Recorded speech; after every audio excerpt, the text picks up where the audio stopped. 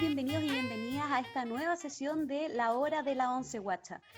Agradecerles que no lo habíamos hecho en otras ocasiones por seguirnos semana a semana, digamos, nuestros capítulos, así que muchas gracias a quienes nos han acompañado todos los viernes a esta hora, digamos, en estas sesiones de conversación. El día de hoy tenemos una invitada muy especial para nosotras. Ella es Isabel Álvarez, socióloga, iniciadora de las investigaciones sobre patrimonio alimentario y cocinas en Perú, creadora de iniciativas como, por ejemplo, el Congreso de Cocinas Andina, y que ha llevado sus investigaciones a su restaurante muy conocido que queda en Lima, el Señorío del Sulco. Es un referente sin duda para quienes quieran investigar y pensar las cocinas latinoamericanas, así que para nosotros es un gusto que estés hoy día con nosotros, Isabel, en este espacio que se llama La Hora de la Once Guacha. Muchísimas gracias por la invitación. Feliz de estar con ustedes. Muchas gracias. Sí, nosotros felices te damos la bienvenida a nuestra hora de la Once Guacha, porque hasta el momento no habíamos conversado y no habíamos invitado, porque bueno, quedaba un poco lejos, pero ahora no, ya a gente que vive fuera del país, así que estamos muy felices, contentas de tenerte acá en esta conversación. Gracias, entrañable Sonia, muchas gracias. Muchas gracias por tu generosidad. Mira, para partir una pregunta que me gustaría, Isabel, que si tú pudieras como darnos un poco de luces respecto a un concepto que tú usas y que yo creo que es súper interesante para hablar de las cocinas, ¿no? Y que es estas cocinas con memoria. Ya tú acuñaste ese concepto de cocinas con memoria. Y eso me parece a mí que es muy notable porque, claro, ¿qué es lo que son las cocinas patrimoniales o las cocinas tradicionales, como normalmente se dice, ¿no? Pero tú le agregas acá este adjetivo, digamos, ¿no es cierto?, que es con memoria, ¿ya? Entonces, ¿por qué no nos cuenta un poco cómo desarrollaste esta idea o a qué alude todo esto? Claro, ¿no? Es un poco a la luz y una respuesta un poco como aprensiva, si se puede hablar en esos términos, de entender, de comprobar que todo lo que pasa en la sociedad nos obliga, nos lleva, nos induce a que todo lo que pase, pase pronto, todo sucede, nada queda. ¿No? De pronto, desde que alguien atropelló a alguien o que algo pasó en alguna situación, en tema económico, político, social, todo pasa, al otro día ya es otra cosa. Entonces, yo creo que la sociedad, como dice Bauman, nos quiere desmemoriados. Y entonces, eso no está para nada en lo absoluto fuera de lo que también pasa en la cocina. Incluso puede ser más perverso todavía, porque como la cocina es cotidiana, la cocina a veces la gente no la piensa, sino la come y la disfruta, no se incorpora a la cotidianidad de las reflexiones, y tú y yo lo sabemos bien, y todos ustedes también, que no es un tema recurrente en las ciencias sociales, en las universidades, en los colegios, ¿no? Siempre la alimentación se ha acomodado al punto que lo fundamental, que es la biodiversidad, es como algo que sirve al punto que los cocineros, gran parte de ellos le llaman a la biodiversidad despensa, porque quiere decir que es una cosa que les sirve. Entonces, esta desmemoria, esta desidentificación, esta despersonalización, esta ruptura de la memoria con la emoción, con la experiencia, me parece que hay que insistir mucho en el alimento, en la cocina, en el rol social de los grupos que han trabajado en las regiones, porque generar una cocina en todos los países del mundo, eso está. Entonces, como decía al inicio, me generó un cierto tipo de aflicción de sentir que esto se corrobora cada vez más y hay la necesidad de recordar que la cocina es memoria, es experiencia irrepetible y que hay que conservarla, no como una cosa estática, porque eso tampoco de eso se trata. Claro. ¿Qué va? La tradición evoluciona, pero también hay como que resguardar, como que mirar, como que vigilar cómo se da ese proceso. Y yo creo que en las cocinas de nuestro continente hay mucha memoria de todo tipo y hay que conservarla y se expresa eso en la cocina. Por eso es que siempre aludo al tema y tú lo conoces y agradezco que alientes mi trabajo también, Sonia. En el caso, tú lo has visto en el caso de las picanterías, ¿no? Y a partir de una cosa ya muy personal, sí que estoy hablando mucho, me paran para que yo pueda... Está muy interesante y entretenido. Y la otra cosa, aparte de lo de las picanterías, que traduce todas estas cocinas regionales, todas estas cocinas en las regiones del Perú, donde se inicia, se gesta la memoria del siglo XVI, XVII, y todos estos siglos que han venido, se han ido haciendo, las cocinas se han ido cocinando en la experiencia cotidiana de los grupos, en los hogares, en las familias, en la abundancia, en las migraciones, en todo lo que hemos vivido como proceso histórico-cultural, eso se da. Entonces, eso de un lado. Y otro, en lo personal, Yo tengo una relación extraordinaria con la alimentación a partir de la experiencia vital con mi madre, que me enseñó a valorarla, a quererla, a sentirla, a defenderla, ¿no? A vivenciarla, ¿no? Entonces, mira, te cuento una cosa, no sé si vale la pena contarlo, pero me gana la emoción. Ahora antes de empezar esta reunión sentí que tenía que almorzar temprano porque acá son las 4 de la tarde, y ayer había sancochado papitas nativas que las traen de las comunidades de Huancavelica, ¿ya? Y entonces esto, como se llama, las saqué porque las quería calentar un poco con una caigüita rellena que me había preparado. ¡Qué rico! Me dio hambre. Comencé a ver las papitas, porque de Unas pronto papitas.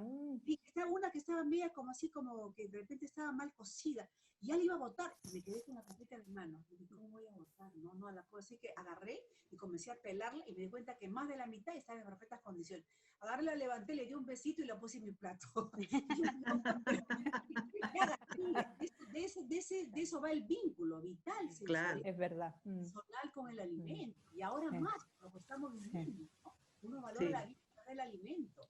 Eso Así es. Oye, Isabel, pero ahí en ese sentido habría como una diferencia entre las cocinas con memoria y lo que es la gastronomía común y corriente, digamos, de un restaurante, o, ¿me entiendes? O sea, tú haces la diferencia entre esas dos cosas. sí, pero yo creo que la cocina memoria es como es la cocina que está presente y que a todo momento le dice a estas manifestaciones que hoy aparecen en la gastronomía moderna, porque a veces ya no se habla ahora a veces de cocina, se habla de gastronomía, como si fuera una forma más, a pesar que el término pues tiene, pues, de Brian Sabarán, tiene siglos en el escenario mundial de lo que es la gastronomía, ¿no? Como arte, como ciencia, como experiencia.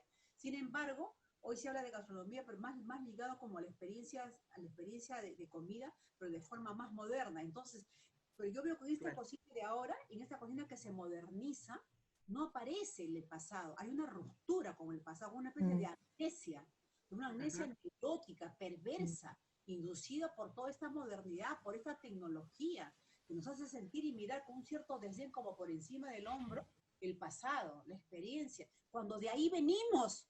Es como si quisiéramos negar a la abuela, a los abuelos, a los tíos. Estamos locos. Tal cual. Entonces, lo que tenemos que hacer es como quien coge, oye, recuerda de dónde vienes. O sea, eso es. Entonces, hoy la cocina de autor, ¿no? En la cocina de autor, el que cocina no se acuerda, agarra el insumo y lo pone en la mesa y ahí empieza a tener protagonismo. O sea, el insumo en sí mismo como identidad de la tierra no tiene identidad. Y claro que la tiene, y por supuesto que la tiene.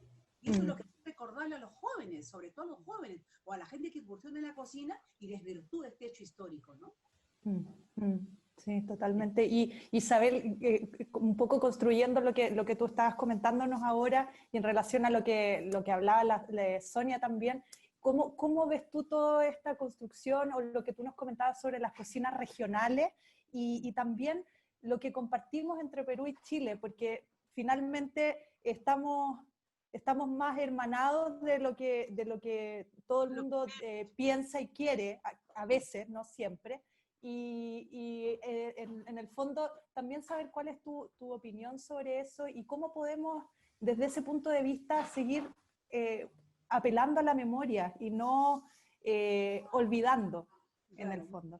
No, sí, es que mira, también nuevamente vamos a poner en primer plano también el olvido, el desconocimiento, la deformación de la información y otras cosas que se han ido sumando, ¿no?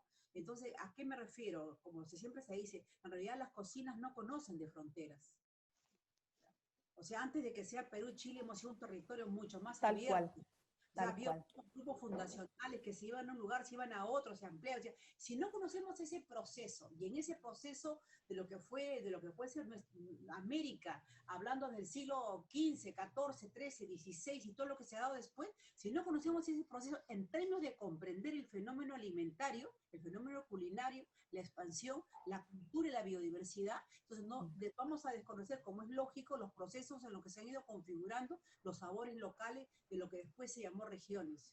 Y entonces este fenómeno no solamente es en América, uno lo ve y uno lo sabe, uno va a las culturas mediterráneas y donde en un momento de la historia se apreciaba la manteca, luego se desprecia y pasa el aceite, donde en un momento era valorizado la harina negra, la harina oscura de trigo, ahora se valoriza. En fin, podríamos ver así situaciones sucesivas, ¿no? Y los constantes lo hemos conversado. No hay hay mediterráneos, hay culturas de la alimentación. ¿Qué tiene que ver con? Si eso es así en Europa, que creemos que todo es igualito, que para nada es.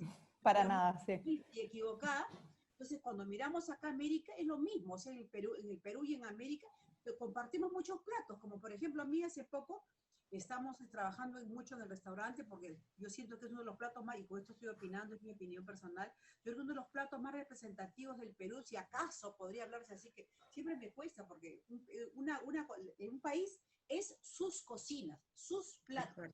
Ya, porque Exacto. Lo que es significativo para alguien que un aymara, no le voy a poner un ceviche, pues como lo como a la vera, mirando el mar, el atardecer, con una Claro. cerveza. ¡Wow! Sí, el señor que está arriba, 4.500, me va a poner de repente un platito de papitas con ají o con choclito, quesito, una cosa, o una sopita caliente, ¿no? Y yo voy a solamente con respeto a asumirlo. Entonces, hay cocinas para grupos sociales determinados conforme su ubicación geográfica, donde está ubicado. Entonces, yo creo que, por ejemplo, decía yo en el caso de la estocarapulca, es un plato que está en el sur del Perú.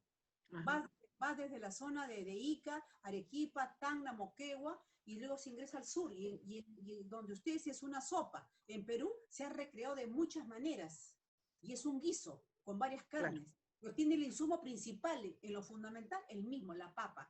En el caso, mire, para que se sorprenda, en el caso de la cultura de Ica, donde está toda la cultura de los chinchas, los afrodescendientes, no lo hacen con la papa seca como se hace en el caso de Lima, lo hacen con papa fresca. En fin, y así podría abundarles a una serie de diferencias. Claro, aquí viene ese comentario. Si ese plato está ahí, tenemos luego el locro, luego tenemos los pepianes, luego tenemos un montón de platos que cada uno hace suyo a su manera, con lo que tiene, con lo que puede, con lo que imagina. Eso es la cocina. Entonces, hay que permanentemente recurrir a la memoria, porque cuando dice, sí, porque ese plato es nuestro. Momento, yo siempre digo, momento. ¿Cuántas veces tengo que estar aportando, un poco esclareciendo de la mejor manera para que la gente se eduque? Y eso pasa por otro tema, aunque no lo hemos comentado ahorita, pero es el tema de la educación. O sea, ¿qué se le enseña a un niño desde pequeño, no? Se le enseña a amar la alimentación, se le enseña ligado a la madre, se le enseña ligado a la tierra, a la valorización de los campesinos. ¿Qué se le enseña? O se le enseña a creer que su plato es único en el mundo. ¿Qué se le enseña? Eso hay que preguntarnos, ¿no?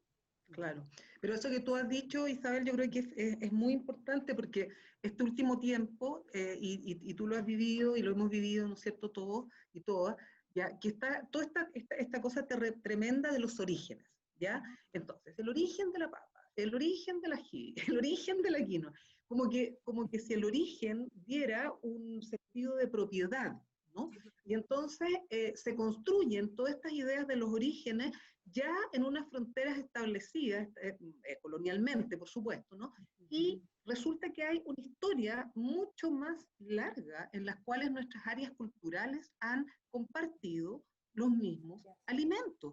Y más aún, ha habido una influencia muy potente, por ejemplo, en el mundo inca, digamos, y todo lo que es la culinaria, digamos, y los sistemas culinarios incas, fueron traspasados, digamos, acá, y toda la zona central, ya, y eso hay que ver, toda esta zona central mestiza, es tributaria, ya, de lo que fue en ese minuto, ¿no es cierto?, esa transmisión de conocimientos, saberes, productos, etcétera, ¿no es cierto?, que luego también se mezclaron, se mestizaron con algunas de las cosas que el mundo mapuche o los mundos, ¿no es cierto?, indígenas que habían o pueblos originarios que habían en ese minuto, lo mestizan, ¿no? Y entonces, claro, ahora dicen, bueno, la humita, ¿ya? ¿Y de dónde viene la humita? Y ahí siempre preguntan lo mismo. Entonces, cuando uno le dice, oye, la humita ya es uno de los platos más antiguos, es uno de los temas ya más potentes que tenemos en América, ya que nos recorre por todos lados. Y entonces, en México, claro, en México, exacto. Todo, ¿no es cierto? Desde los tamales que todavía se siguen haciendo acá en Chile, ¿no? Bueno, entonces lo que quiero decir con esto es como tú dices, claro, esta educación tan falta de historia, de memoria, ya, de saber, porque entonces, claro, empiezan todas estas batallas estúpidas, digamos, porque yo las considero absolutamente estúpidas, de, no sé, pues si el pisco peruano es chileno, ¿me entiendes? Y quién descubrió la papa, y quién no sé qué, ¿ya? Entonces creo que esa mentalidad un poco es la que tendríamos que empezar a erradicar. No sé qué piensas tú, Isabel. Sí, sí. Bueno, en lo fundamental estoy de acuerdo contigo, pero sí me parece importante recordar las bases, o sea, los espacios primigenios, por ejemplo, que hasta ahora se sabe, por ejemplo, en la cultura de la papa, ¿no? Que es el lago Titicaca, los alrededores, ahí fue como el primer útero, digamos, de creación, si se puede hablar de domesticación de la papa, y que luego se ha expandido. Pero yo creo que es como si fueran hijos, que quien lo asume, lo cría, lo hace suyo, y tiene una actitud de amor y de correspondencia con ello. Porque igual podrían decirnos los europeos a nosotros, en general, qué hemos hecho con la cebolla, con los ajos, qué hemos hecho con la Claro. pizza, qué hemos hecho con la oliva, qué hemos hecho con el trigo. Y yo cuando pienso en el trigo, que además acá hay muy buen trigo, que además no está explotado como corresponde, siento que el trigo es como mío. Pero después me doy cuenta, no, que viene de allá, no, o sea, de Europa. Exacto. Igual que nos pasa con, les digo, cuando nos pasa con la oliva, por ejemplo, también igual. Entonces, uno lo hace suyo en la medida en que uno lo cría, lo amolda, se adecúa a las circunstancias históricas de la crianza, de la transformación, y también que muta genéticamente, porque en el caso del Perú eso ha pasado con muchos cultivos. Entonces, lo que pasa es que, ¿sabes qué, Sonia? Hay que educar desde el inicio a los jóvenes, a los niños, con esa mentalidad abierta, de entender, exactamente, de entender América como el gran territorio, porque mira, son más las cosas que nos unen que las cosas que nos diferencian. Exacto. Entonces, y en ese compartir hay que generar una mentalidad solidaria, como lo que hoy se reclama ante la pandemia, ¿no? Hablamos de mucha solidaridad, de cuidar nuestra vida para no contagiar al otro, qué cosas está en el escenario de la pandemia ahora en nuestras casas, está el alimento, está la cocina, la receta, tal y cual. Entonces, si eso se tiene de base, yo creo que construiríamos una América sólida, solidaria, generosa, amplia y fuerte realmente para el mundo, ¿no? De cuidar la vida, todo eso, ¿no? La biodiversidad, el medio ambiente, porque todo eso forma parte de todo lo que tenemos que luchar a diario, ¿no? Sí, exacto. Ese es el gesto, no el de andar, ¿cómo se llama? Buscando quién es el propietario de las cosas. ¿Quién es el dueño? Esto es mío, esto es tuyo, sí, sí. Sí. Y ahí, Isabel, también preguntarte justamente por ese tema, por el de la biodiversidad, porque estamos hablando, bueno, de estos orígenes, de estas apropiaciones de ciertos productos, pero también de la defensa de ciertas preparaciones que están asociadas a productos que, bueno, sabemos por los procesos de modernización, de homogenización también, se han ido perdiendo, por ejemplo, la pelea por ciertas semillas, por ejemplo, ciertos productos que se han ido desapareciendo con el tiempo, y hoy en día también resulta una lucha muy importante que tal vez en la pandemia también ha hecho eco, justamente en este recordar ciertas cocinas, de las cocinas de las casas, y chuta, nos empezamos a dar cuenta que algunas cosas ya no hay, ya no las podemos volver a replicar de esa manera. Entonces, justamente tú has estado en esas peleas también por la biodiversidad, y no sé si nos puedes contar un poquito también de eso.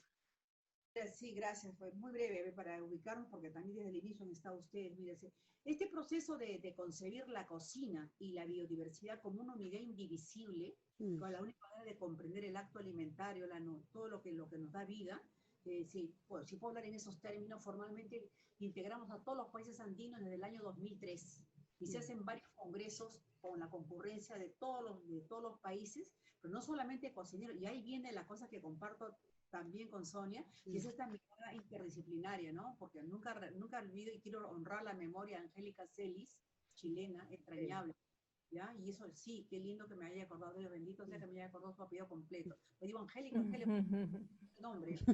Por ejemplo, ese congreso de 2003, por ejemplo, asistió, como se llama, Angélica acá al Perú.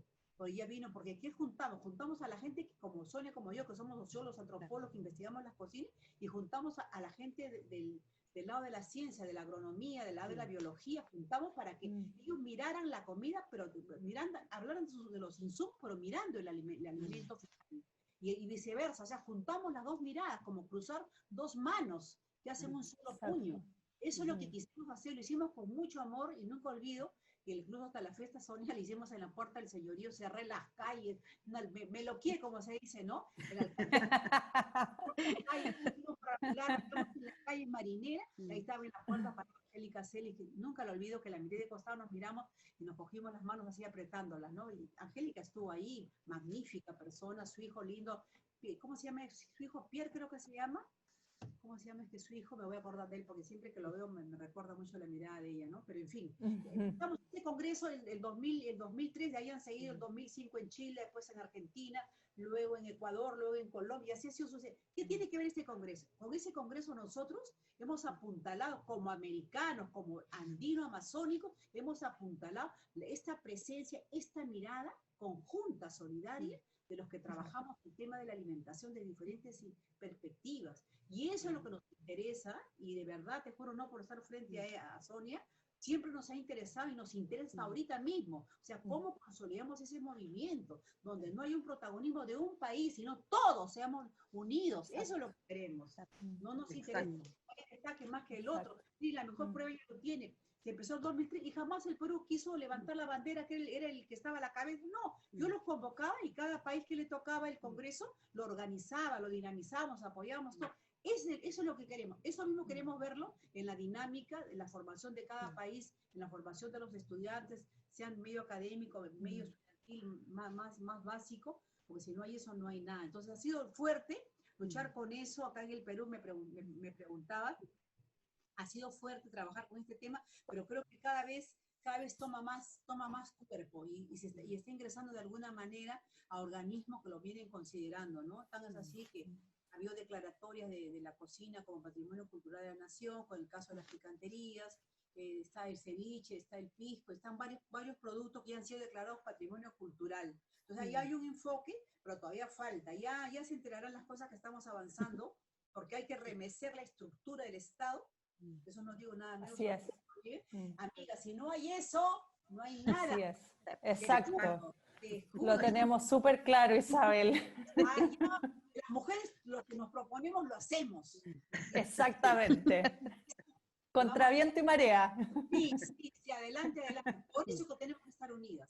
Pero sabes que, Isabel, yo creo que es algo muy interesante lo que tú comentas, porque, por ejemplo, tú eres socióloga, Sonia es antropóloga, y se juntaron con Angélica, que no tuve el honor de conocerla, pero ya me la puedo imaginar, que tiene lo justo para la materialidad, pensando también en eso, en las múltiples identidades culturales. Porque si lo vemos tal cual como esto está encasillado en la gastronomía, por ejemplo, esto es cultura y esto es patrimonio, finalmente vamos a hacer lo mismo que tú comentas, que el enfoque está como parcelado, sin una visión amplia, que finalmente todo, hasta lo que comemos, es un acto cultural. Entonces es súper interesante, por eso es importante también romper los esquemas estatales, porque a veces son demasiado rígidos. Sí, claro, y bueno, y a algunas personas también. Eso es otra cosa, pero bueno, ahí entramos en otras dinámicas. Pero sobre todo en nuestros países, que todavía estamos en esas luchas que son súper egoístas finalmente. Pero somos el ejemplo para abordar, de tratar de mirar y dialogar con el aparato del Estado en general, desde a partir de la práctica que tenemos, la práctica académica que tenemos, por ejemplo, muchos en los países nuestros. Tenemos gente en Colombia, tenemos gente en Argentina, ¿no? Que con este mismo enfoque está haciendo cocina, por decir, acercándose al fenómeno de cocina. O sea, no estamos diciendo, no hacemos un trabajo que le pidamos al Estado lo que no damos. Nosotros hace décadas que estamos trabajando este tema desde esa mirada interdisciplinaria, holista, ¿no? Porque si no hay esa mirada, no se podría enfocar, no tendríamos los resultados que tenemos al momento, ¿no? Claro. Nosotros avanzamos en Chile en algún minuto en esas mesas interdisciplinarias, ¿no? Yo recuerdo en el primer gobierno de Bachelet justamente se creó la primera mesa de patrimonio donde por primera vez nos juntamos chef, estudiosos, agrónomos, bueno, un montón de gente, ¿no es cierto?, que giraba alrededor de esto. Entonces, fue pero como siempre ocurre, como que vienen los nuevos gobiernos, me imagino que en Perú debe ser lo mismo, y las políticas que han implementado los otros se borran, ¿no? Entonces, borrón y cuenta nueva, y entonces empiezan, y si es que empiezan, o dejan simplemente de lado. Creo que ahí tenemos una cuestión, digamos, tan tremenda de no pensar, justamente no pensarnos a largo plazo desde ya una comunidad, ¿no es cierto?, que quiere determinado tipo de cosas, sino es que, claro, cada gobierno viene y trunca todo eso, ¿no? Entonces, siento que ahí hay un desafío, ¿no?, de cómo entendernos y mirarnos como país. Pero yo quiero, a propósito de la pandemia, Isabel, quiero leer un párrafo tuyo, ya, de este precioso libro que tú escribiste, Las manos de mi madre, ya, a propósito de la pandemia, porque justo encontré aquí algo que me pareció increíble, que se lo voy a leer, ya. Se llama, el texto se llama Las sopas, ya, creación democrática.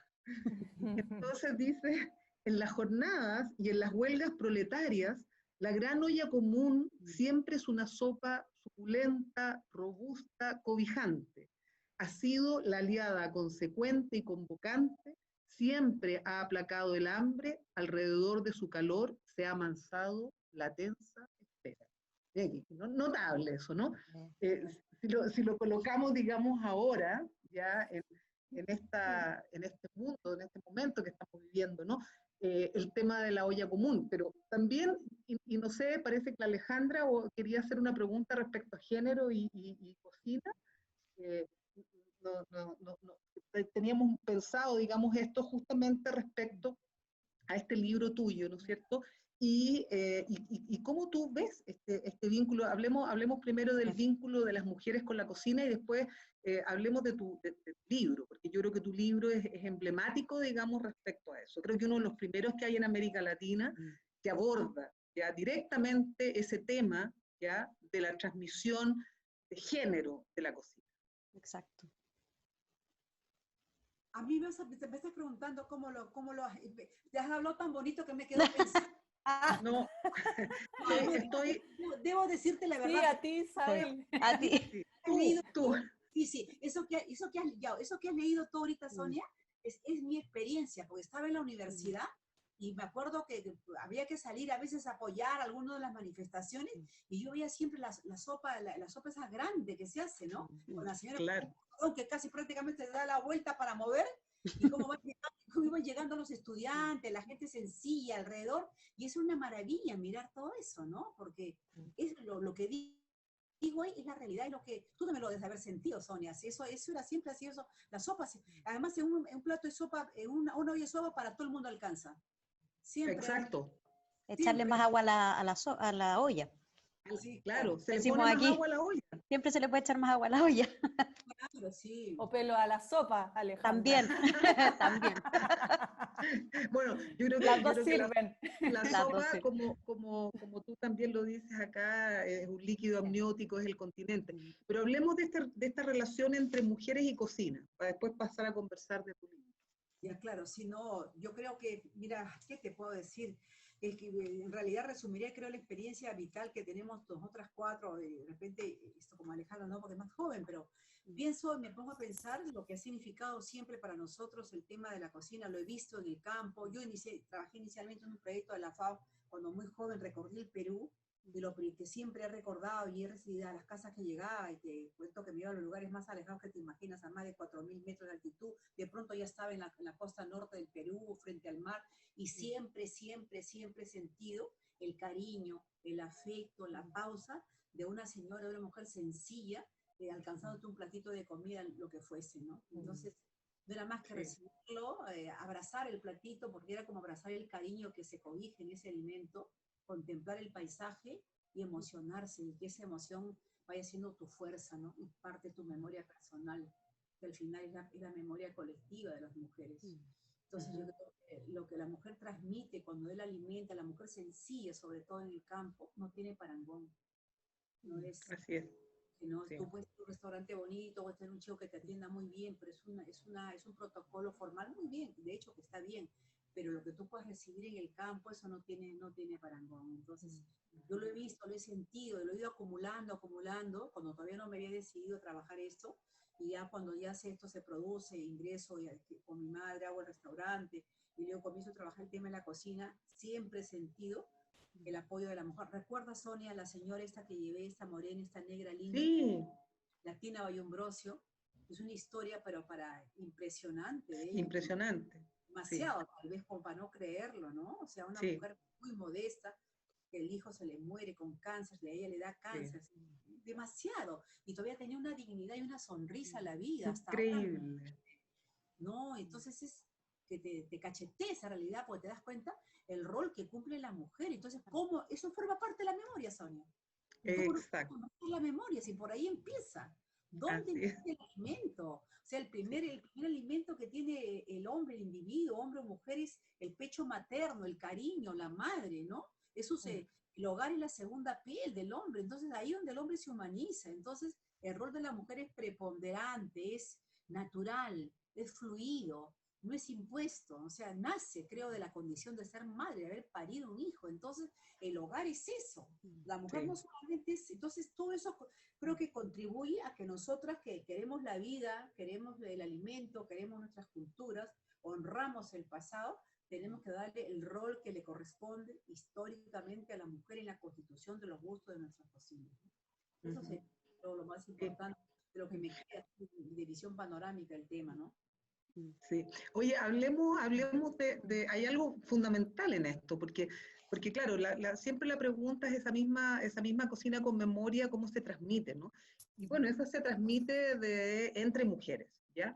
Y en el caso tuyo, una transmisión potente con tu madre, ¿no? Y en ese justamente libro que yo lo alabo mucho porque creo que es un libro maravilloso, ojalá se pudiera, ¿cómo se llama?, editar en distintos lados porque es espectacular, ¿ya? Nos ha hecho un prólogo magnífico ahora para la segunda edición, magnífico, te agradezco un montón, sí. Sí, Va a salir, sí. y en realidad hay somos 7 escritores de varios países que están escribiendo y me siento muy halagada y con un alto sentido de compromiso, responsabilidad con lo que uno escribe, con lo que uno entrega a la lectura, a la formación, al conocimiento, sobre todo de los más jóvenes, ¿no? Así es. ¿Cómo me digo yo todo esto? Me dices tú, mira, a ver, toda esta relación que hay, como se llama, con el conocimiento de la cocina a través mío, no es, te mentiría si te dijera que viene de mis tías, mis abuelos, no, eso es fundamentalmente el vínculo con mi madre. Claro. Mi madre Ahí hay una foto, Isabel, no sé si la estás viendo. Sí, la de la niña que está con las manitos. Sí, que es muy linda la imagen, justamente con el nombre del libro, las manos de mi madre. Claro, Es las muy manos de bonita mi madre, Exacto. claro. Y ahí están las manos además de la niña, ¿no? Entonces, y la madre tomando las manos La de la niña. sostiene, claro. Sí. Es que Muy te linda acuerdas, la imagen. creo que te decía que qué cosa quería cada dedo, ¿te acuerdas? Que el dedo Sí. gordo, tengo hambre, el otro decía, ¿qué haremos? El grandote Sí. decía, el otro decía, y si nos pies, y el más chiquito porosado decía, correremos. Entonces, Sí. me hacía recordar, y yo le decía, le aumentaba, no, así no, repiten, hasta que yo repetía todo este puntito, ya no, ¿qué tipo de influencia? Y me lo pintaba, yo me pintaba con cositas ahí, mostraba mis dedos, ¿no? Y de hecho ahí en la imagen se ve las caritas, se alcanzan a ver en los dedos.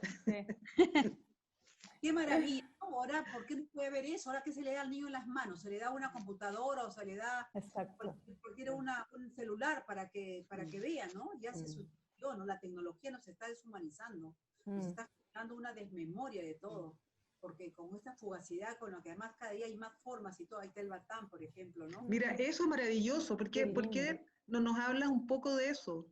Sí, de contarnos, porque yo creo que no todos reconocen tampoco esa imagen, digamos. Claro. Ese es batán o maray en quechua. Batán es una palabra más de origen afro, y maray en quechua. O sea, 2 piedras, una de abajo, una de arriba, que lo mismo más o menos con sus diferencias tiene también México, ¿no?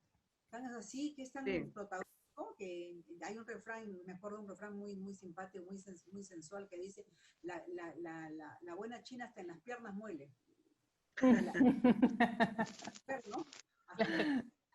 Podían poner hasta el batán de abajo, la parte baja, y la otra encima, y molían para prepararlos, para poner el maíz y poder hacer luego los tamales, ¿no? Y esas piezas que están ahí son las que yo recuerdo que mi padre traía, nos llevaba a un río ahí cercano acá en Lima, a Chosica, y buscaba piedra, y lo recuerdo clarísimo, que levantaba él solo, así, con otra gente, se iba a ayudar, lo metía al carro, y luego la otra piedra, y entonces mi madre eso en la casa lo cuidaba, y yo feliz de mirar hasta el sonido, ¿no? Bum, bum, bum, bum, un sonido pero impresionante. Y luego mi mamá lavaba esas piedras, o sea, mire, yo les juro que es una de las cosas que digo, Dios mío, ¿cómo quisiera que eso quede, ¿no? Pero hasta que iba a hacer alguna vez, como algunas cosas, unas puestas en escena, en teatro, pero para que los niños entiendan que cada objeto en la cocina es como un personaje, ¿no? El cuchillo, con el cuchillo que lo hacía, la seguridad con la que se desenvolvía, luego lavaba su Eso. lo dejaba limpiecito ahí, puestecito. Yo veía como que eran personitas. Sí, Una obra de teatro. Claro. Yo Qué le amo lindo. cuando era niña, hace 1000 años. ¿Sí? Yo veía eso y decía, ¿cómo mi mamá se vinculaba con todo eso? Eso se quedó a mí. Y ahora mismo, creo que le conté a Sonia, ahora que estoy sola acá en mi casa y no salgo de mi cocina si no la dejo limpia. No puedo. Sí. Me rebasa. Oye, y mira Creo que esa nos pasa imagen. muchas. Claro, mira, aquí, a ver, cuenten más bien ustedes que me hacen hablar como un loro. ¿Qué pasa contigo, por ejemplo, Alejandra? ¿Qué pasa con Sonia? ¿Tu mamá también te hacía lo mismo? Bueno, del tema de cocinar, sí, sí, o sea, la transmisión ahí siempre ha sido de mi abuela, de mi mamá, digamos, de estar en la cocina. Más encima, bueno, uno está aquí en el comedor de diario, en mi casa había, entonces la cocina y el comer eran en el mismo espacio. Entonces, ayudar en la cocina, después poner la mesa, y la limpieza también. Mi mamá además me va a retar ahí, seguramente va a escuchar una fanática de la limpieza. Entonces, pues, o sea, no se paraba hasta que estaba todo limpio. De hecho, no nos servía postre, que siempre teníamos la pelea en la casa hasta que haya retirado todos los platos del plato de fondo. Mientras no se hubiese retirado todo, no llegaba el postre. Y después había que dejar todo impecable. Y es divertido, uno repite lo mismo después en la casa. Tal cual. Después cuando eres más grande te ves repitiendo las mismas cosas que hacía tu madre. Sí, las mismas que tú alegabas. Esa memoria hay que honrarla porque se carga de afecto, de cariño, de ternurita, de afecto, de sonrisa. Nos saca nos ríe el alma, ¿no? Porque eso se trata. Por eso que no podemos olvidar que tenemos memoria. Hay que luchar contra la desmemoria, ¿no? Que nos hace seres con amnesia y no, eso no queremos para la cultura, ¿no? Claro. Oye, a mí me gusta mucho esta imagen, Isabel, esta que está acá, porque claro, recuerda algo que la gente de esta generación ya no sabe, no conoce, ¿ya? Lo que era lavar sin lavadora, ¿ya? Claro, sí. Y todo lo que significa. Entonces a mí me parece muy bonito esto porque están como las manos que cocinan, pero acá también están las manos, ¿ya? Que hacían todo el trabajo, ¿no es cierto?, del aseo, de la limpieza, ¿ya? Y del lavado de la ropa. Entonces creo que además, esta cosa... tu cuello, tus puños, el pecho, Sí. la espalda, todo eso era bien refregado. Mira, hasta, no sé si ya les voy a enseñar, por ejemplo, me permite decirte algo. Mi mamá decía, para que no trabajes tanto planchando, una vez que has lavado y lo has enjuagado bien, lo exprimía todo, lo estiras la prenda. Estiras la prenda. Yo no podía Claro. luego veía una camisa colgada, casi planchada. No podía creerlo. Mi mamá no era que refregaba, apretaba y lo colgaba, ¿no? Pues no, parecía pues todo como un tubo, ¿no? Lo abría, Claro. abría todo. Bien puesto el cuello y bien colgadita. Y en efecto, cuando ibas a planchar, ahorrabas la mitad del tiempo. Pero con esa actitud previa de haberlo exprimido. Eso ya, ¿qué va a ser ahora? Eso es la vida. Eso ni lo de hecho, a mí mi abuela, yo siempre me acuerdo a propósito de las camisas, que almidonaba. Claro, entonces era lavar, almidonar y almidonar las camisas para que quedaran así tiesas además y las sábanas también. Entonces uno se metía en la cama después y eran todas ásperas y todo para que quedara parejito, quedara sin ninguna arruga. Era muy importante. Claro. Y el azul que se usaba para que las sábanas estuvieran blancas, ¿ya? Porque siempre estas sábanas que se percudían, además esa palabra, percudirse, siempre la tengo aquí en mi cabeza. ¿Ah? Entonces, eso es maravilloso. Sí, qué divino, tienes razón. Qué linda esa imagen que está muy bien hecho ese dibujo también. Está muy bonito. Bueno, y está la sopa ahí. ¿Ah? Y la cuchara escondida atrás. Y la cuchara por atrás. Me estás haciendo psicoanálisis, Sonia Bandida. Esa escena casi yo no le iba a contar. Ahí tu mamá te está diciendo, te tienes que tomar toda la sopa, Isabel. ¿O no? Exactamente. Y a veces, mira, y hay una parte un poco triste, pero que igual la comparto con cariño, ¿no? Primero, yo mismo respeté mi propia historia, en este sentido va. En un momento de mi vida, en un periodo menos mal, y de verdad fue, si fuera más, lo diría, no tendría ningún problema, en que había como escasez en mi casa por tema económico. Entonces mi mamá hacía, por ejemplo, que siempre hacía una sopita y luego un guiso y luego un postrecito, no lo podía hacer. Entonces, ¿qué hacía? Mi mamá hacía un solo plato de sopa y yo me quedaba, como quien dice, picona, faltante, de que no tuviera segundo. Entonces, como se llama, yo escondía la cuchara, que no quería tomar sopa. Yo, torpe, tonto, ¿no? Pero igual lo cuento porque eso fue lo que yo viví, ¿no? ¿Qué es esa imagen? Sí, Es ver la imagen. sí, totalmente. Claro, es que esa imagen a mí me gusta porque tiene como un doble sentido, ¿no? Porque es como que no quiero tomar la sopa y es como que estoy en esta cosa expectante que tú relatas. Por eso me gusta mucho y además bueno, volvemos a la sopa, al caldo, ¿no? Como Bueno, y a la mano nutricio también, fundamental. por la mano, Y la los mano, gestos, la gestualidad. O sea, ese exacto. gesto que está ahí en esa mujer media difusa y lo único que se le ve es la mano y todos entendemos el gesto. Es como, Claro. Pero para mí uno de los platos más representativos no, pero también cuento eso porque también es parte de lo que yo he vivido, ¿no? O sea, yo escondía la cuchara, no quiero tomar sopa, que era como que me revelaba. Y yo escondía la cuchara, mira qué tonta era. Sí, eso que pasó, así hacía, pero era chiquita, no tendría ni 5 años. Escondía la cuchara hasta que ya mi mamá, ya sé, a ver dónde está la cuchara. No, cuchara, como que llamaba a la cuchara. Y yo ya sacaba con cara así de pedir disculpas, sacaba la cuchara y ya tomaba. Después dije, yo digo ahí en el libro, luego me amisté con las sopas. Claro. Claro. Sí, o sea, puede pasar, ¿no? Obviamente no siempre todo fue tan ideal como uno a veces quisiera en la Por vida. supuesto. Por supuesto, por supuesto. Por supuesto. Nada de miel sobre hojuelas. Pero esa es fantástica, porque esas son las manos que hacen las papas fritas. Ahí hay toda una cosa maravillosa, ¿no? Sí. Eso fue, mi mamá qué bárbara para freír, parecía, ponía las papas. Y un día me encuentra a mí friendo papas, yo estaba echando de una en una. ¿Qué estás haciendo? Vamos a terminar de freír mañana. Sal, ponte acá a mi lado. Mira cómo se hace. Ay, Dios mío, me parecía mágico eso. Hasta que aprendí. Cuando aprendí la llamé a mi mamá para que me diga, muy bien. Yo no te vas a demorar tanto. Bien mala, ni siquiera me dijo, ya aprendí, ya no te vas a demorar tanto, me decía. Isabel, ¿y cuántos años tenías cuando hacías eso con tu madre, por ejemplo? A ver, ya eso iba entre los 7 y 11 años. Chiquita. Claro, Mira, chiquitita, sí. yo he sido pobre, ¿ya? Pero mi madre de pequeña me enseñó a lidiar con mucha dignidad, con solvencia, con malicia buena. Por ejemplo, yo iba al mercado, me decía, vas a mirar bien cómo le hablo, cómo le estoy hablando a mis caseros, me decía. Y llevaba dos canastas, una grande y una más chiquita. Yo agarraba igual que mi mamá la canasta, me iba al lado de ella, me iba a agarrar de su mano. Entonces mi mamá, señor Darío, ¿cómo está? Señora Julita, a ver, ¿qué cosa tiene? A ver, ¿qué tiene? Me iba mirando, yo veía al señor arriba, ahí puesto con su cara media, con la cara de así que le caía la harina, así le señor, las bolsas abiertas, todos los costales abiertos, compraba pues trigo, compraba quinoa, iba comprando. Y ese olor, ¿cómo me marcó muchísimo? Le puso a pedir yapa, ¿no? También, yo iba también igual. Y acá también pedimos sí, yapa. aquí también se hace lo mismo. Yapita, pues, ¿qué vas a pedir? Cero me da con yapa, por favor, uno dice. Una yapita, uno le dice. A ver, pide yapita en el supermercado, te dicen que están robando. No, ahí imposible. Imposible. No, en el supermercado no hay por dónde. ¿Cómo está usted, no? Lo completas con el caserito, te da tu yapita, Claro. Y un poquito más, cariñito, ¿no? Sí. Tal cual.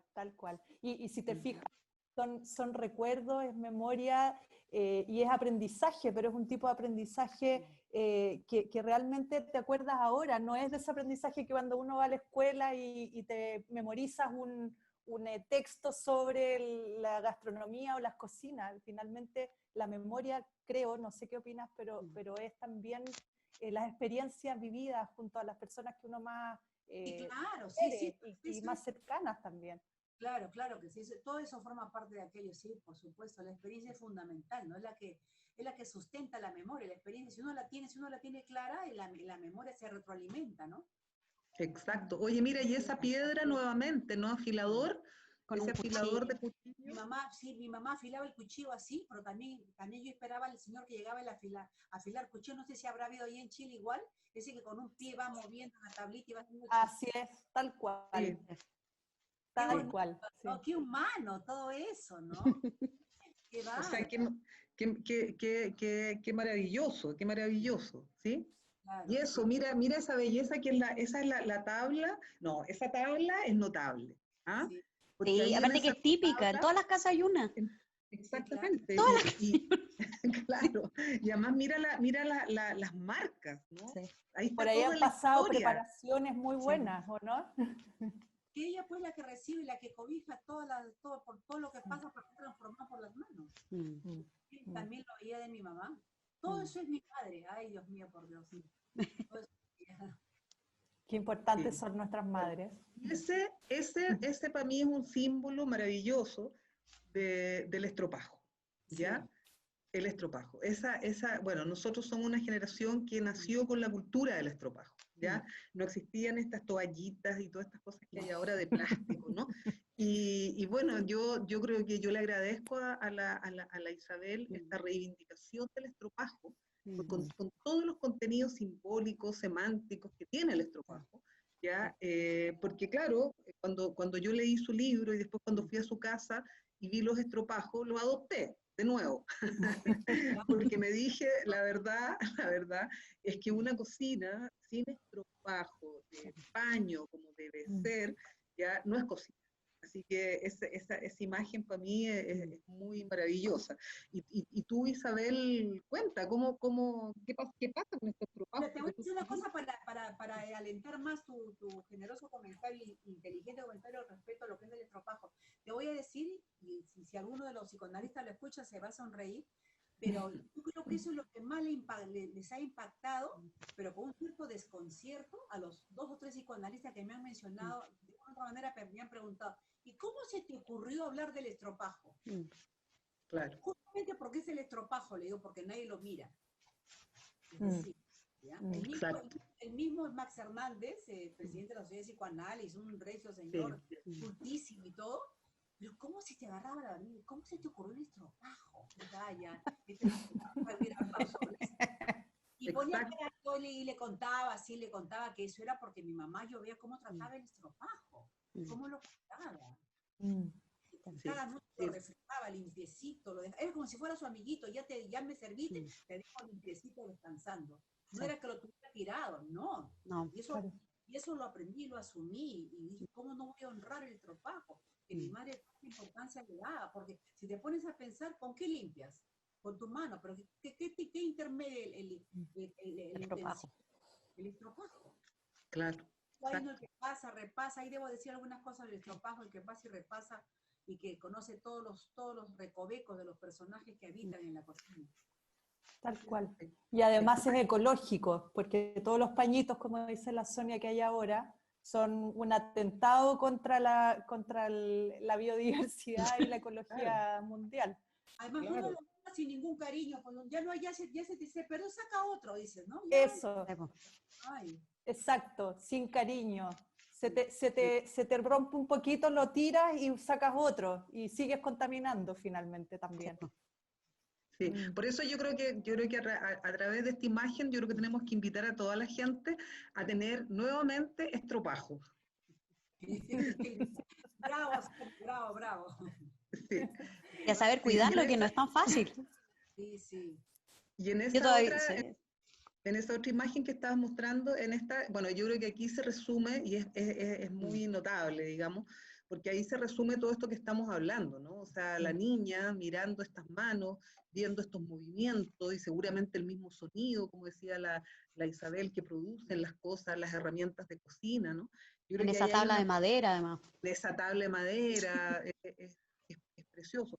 Yo quisiera, ¿cómo se llama? Creo que algo que resume mucho de todo lo que hemos estado hablando, ya es una cosa que recuerda también la Isabel acá, ya es un texto sobre las uñas largas nomás, pero lo que me interesa a mí es cómo termina, ¿ya? Dice, mientras me hacía masajes, mi madre me cantaba, tortita de manteca para la mamá que le da la teta, tortita de cebada para la mamá que no da nada. Duérmete, niñita, duérmete por Dios, que si no duermes ya viene el cuco a comerte a ti. Esa es una canción de cuna que todos y todas hemos vivido, ¿ya? Pero a mí lo que me parece notable, y esto nunca lo hemos hablado, Isabel, pero que me parece notable, es esta idea del reconocimiento de las dos madres, ¿ya? La que puede dar pecho y la que no puede dar pecho, ¿ya?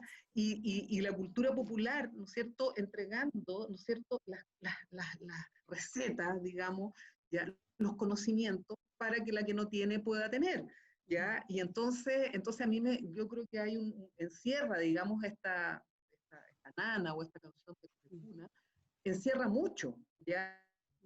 Y creo que es muy potente para lo que estamos hablando, ¿no?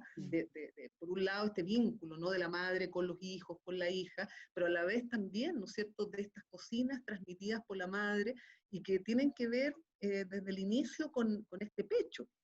Y ahora hay toda una polémica, te fijas si se da pecho, no se da pecho, el apego, etcétera, etcétera. Entonces creo que ahí hay una cuestión notable, que de alguna manera yo creo condensa y sintetiza mucho de lo que hemos estado hablando. Incluso quiero agregar algo con, no sé si viene a colación, pero y con mucho respeto a quienes optan por aquello, pero no sé si te pones a pensar, mira, por ejemplo, ahora ya hay muchas madres que no dan de mamar, pero no solamente eso, sino que incluso muchas jóvenes madres las inducen a ya no tener que alumbrar un hijo de manera natural, sino que le inducen ¿cómo se llama? A la cesárea. Ah, sí, sí. Sí, Y acá también. Acá mucho. Acá mucho. La cesárea, claro, porque finalmente eso cuesta pues 4 o 5 veces más caro que parir un hijo natural y normal. Y muchas veces no lo necesitan. Yo con tal cual. jóvenes he dicho, no quiero, pero no, doctor, yo quiero parir mi hijo normal. Usted, una chica del gimnasio, me comentaban eso, ¿no? Entonces, ¿a qué viene esto? O sea, ¿cómo nos vamos privando de vivencias que nos marcan muchísimo, muy fuertemente a la vida, ¿no? Porque tener un hijo, ahora, yo no digo, evidentemente, si tienes que dar a luz así, normal lo das, pero si puedes, ¿quieres aquí, quieres allá? Yo diría, quiero pujar, o quiero que mi hijo venga al mundo de manera natural, pero como hoy la medicina induce a eso. Que no le des al niño, que le des más la otra leche, lo cual no quiere decir que no sea complemento. O sea, pues digo, eso puede ser un poco delicado, pero igual lo toco porque es esta modernidad, es esta tecnología, es esta medicina la que nos induce a muchas cosas que nos alejan de lo que estamos acá con tanto cariño hablando, que es el tema de la experiencia vital de la vida, ¿no? Exacto, tal cual. exactamente. Sí. Es para darle muchas vueltas, yo creo que el tema, y por eso todo este vínculo entre el seno materno, lo que se da, el afecto, las que no pueden dar, las que no quieren dar, o sea, hay una gran gama de cosas que nos daría para conversar, digamos, otra hora de 11, ya creo que se abre, ¿no? Y la 11, ¿cómo lo de la 11 hemos hablado? Sí, justamente eso sí, quería para ir también, dándole un poquito de ya más de cierre a esta conversación. Justamente te quería preguntar sobre esta 11. ¿Existe algo similar en Perú? ¿Existe algo como la 11 propiamente tal? ¿O cómo se desarrolla? ¿Cuándo se hace? Bueno, a ver, vamos a ver. Ahora ya con ese nombre no creo que se dé, pero habrá mucha gente que sabe que eso existía y que se daba en algún momento. Y podía ser en la mañana o podía ser en la tarde. Y era básicamente tomar el té, pero mucho más ahí es la lectura de que significaba la palabra, que son 11 letras, que es aguardiente. Sí. Entonces, tomaba un trago, o se podía con una aceituna, y si por ahí había un tecito o un café, un poco como conjugar café-té, como se llama con pisco, por ejemplo, se conjugaba. Pero que se sepa casi constitutivamente que siempre se ha hecho todo el tiempo, no. Pero también podía ser solamente a la hora del té, en la ciudad de Lima, sobre todo para las mujeres más grandes, ¿no? Pero la hora de la 11, ¿no? Pero estamos hablando, pues, a mediados del siglo pasado, o sea, estamos hablando 1940, 20, o sea, por ahí, donde sea. Acá hay un gran cronista que es Ricardo Palma, un tradicionalista extraordinario, ¿no? Que hay mucha gente que trabaja en temas con él, y hay un escritor español muy bueno que se llama este señor Joaquín Rosés, y dice, pan y palabra son una sola masa en las descripciones que hace, ¿no? Pan y palabra una sola masa. Está buenísimo. Sí, lo dice este Joaquín Rosés en relación a lo que escribe sobre las costumbres alimenticias, cotidianas, de todos los días, Ricardo Palma, ¿no? Y él habla de esto, del aguardiente, pero iba asociado también a la aceituna solo una, porque iba una serie de refranes en los cuales se tomaba el té o el pisco y con la aceituna y un pedazo de queso. Entonces, eso se ha perdido, pues, ¿no? Si te das cuenta, es una secuencia muy armónica, ¿no? Porque es tomarse un traguito, la aceituna, el quesito y un té rico. Pero ahora ya no se da eso, o sea, ya se habla, vamos a tomarnos un lonche, pero ahí queda, ¿no? No se hace alusión, pero sí queda pero cada vez menos, ¿ah? Porque la gente tiene menos tiempo para reunirse, ¿no? Así Claro. es. Y Isabel, ese té que tomaban las mujeres mayores, como tú decías, ¿era solo un té o lo acompañaban de algo, por ejemplo? Porque acá nosotros tomamos té con un pancito, con Sí, palta. con pan, sí, con pan. Ya. Pan con jabón o pan con aceituna, por eso hablaba de la aceituna. Ah, ya. Perfecto. Yo lo que veo que usted tiene un pan que es muy, a mí me da curiosidad grata de ver que es el pan mestizo, creo, ¿no? El pan que le llaman mestizo, Sonia. Hay un pan que siempre ustedes. La marraqueta, Debe el ser pan el pan batido. francés, la marraqueta. Pan batido, que le dicen Pan los de batido, Valparaíso. marraqueta. Marraqueta. Pan francés en el sur. Claro, Claro. Sí, claro, la acá marraqueta. costumbre, pero como se llama esto, sí, el pan es mucho más protagónico a la hora del desayuno. Y la Vale. botifarra, y con la famosa botifarra, ¿no? Que es el jamón, Sí. el jamón de casa, el jamón del norte que llamamos, con una cebolla picantito, con un pan crocante, y es riquísimo con un café, ¿no? Sí, totalmente. Estoy salivando, debo decirlo. Porque acá es hora de 11. Es la hora de la 11, entonces vamos a ir Es a... la hora de la 11. Así es. Y estamos solo con Y- un té, falta el exacto. pancito. La marraqueta, como decimos acá. Tal cual, un pasito con palta. Y Isabel, ya como para ir cerrando esta conversación, ¿hay algún mensaje, alguna reflexión que tal vez con la que quisieras cerrar este ciclo, digamos, de hoy día? Ay, me has hecho vivir todo el tiempo una emoción. En primer lugar, agradecer muchísimo, sobre todo a Sonia, que es tan generosa, que creo como que adivina un sentimiento en mí de poder expresar estas cosas. No imaginé que iba a ser tan protagónico de mi madre, que además y en la mañana justo le veía la foto y puedo mostrarla. Mira, ve, acá hay una A ver. foto que no la has visto. Mira, ves, no sé si se puede ver. Ah, Sí, genial. sí, se ve Y que son linda la ustedes foto. dos. En la Son que estoy ustedes dos. en el sur cuando recién empezaba. Mira mi madre, mira la actitud, mi mamá también así, guerreraza, ¿la ves ahí? Sí, Mira, fuerte, con su mandil. mujerona, ¿no? Sí, Sí, con su mandil, mira, ya bien puesta. Sí. Ella. Mamá, ven para bien la foto. puesta. No, con mi mandil nomás, me dijo. Ya. No, es la actitud de guerrera que tenía, esa es mi madre. Sí. Ahí la tengo ahí para que siempre me acompañe y me mira. No, ¿qué te podría decir? Que yo creo que no hay ninguna, tal vez, total, no sé si exagero, pero no hay ninguna manifestación vital tan humana como el alimento y que nos hace juntarnos a todos mansamente, afectuosamente, solidariamente en torno al alimento. Y que hoy con lo que estamos viviendo, y con momentos tan terribles, con tanta desaparición, con tantas muertes, nos debe hacer valorar ahora más que nunca la posibilidad de juntarnos, de recrear, de evocar y de sentir la vida. Y sentirnos más unidos, que son más las cosas que nos acercan que las cosas que nos separan. Y yo creo que hay que celebrar la vida en torno al alimento y a los sueños que compartimos. Eso podría decir. Qué lindo. Muchas gracias, Isabel.